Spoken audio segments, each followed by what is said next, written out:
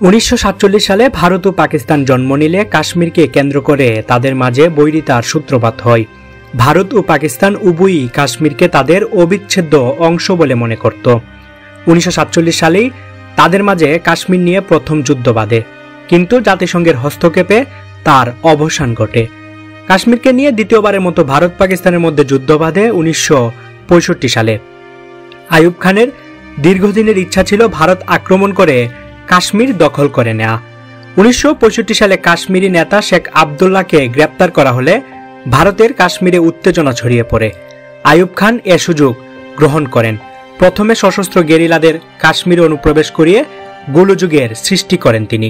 অবশেষে 6 সেপ্টেম্বর 1965 পাকিস্তান বাহিনী ভারত আক্রমণ করলে ভারত পাকিস্তান যুদ্ধ শুরু হয়। যুদ্ধের শুরু থেকেই ভারতীয় বাহিনী প্রাধান্য দেখিয়ে লাহোরের দিকে এগিয়ে যায়। পাকিস্তানিদের এই চরম দুর্দিনে বাঙালি সৈন্যরা অসীম সাহসের সাথে যুদ্ধ করে লাহোর রক্ষা করেন।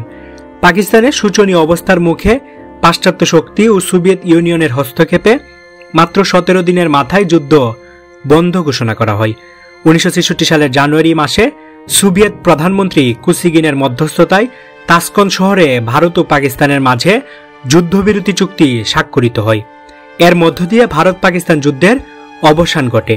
এ যুদ্ধের ফলে পূর্ব পাকিস্তানে আইয়ুব বিরোধী চেতনা প্রবলভাবে জাগ্রত হয়, কারণ যুদ্ধে এটা স্পষ্ট হয়ে যায় যে পূর্ব পাকিস্তানের কোনো প্রতিরক্ষা ব্যবস্থা নেই। অরক্ষিত এ অঞ্চল যে কোনো সময় ভারতের আক্রমণের শিকার হতে পারত। এমনকি এ সময় প্রশাসনিক দিক থেকে পশ্চিম পাকিস্তানের সাথে পূর্ব পাকিস্তানের যোগাযোগ একেবারে বিচ্ছিন্ন হয়ে পড়ে।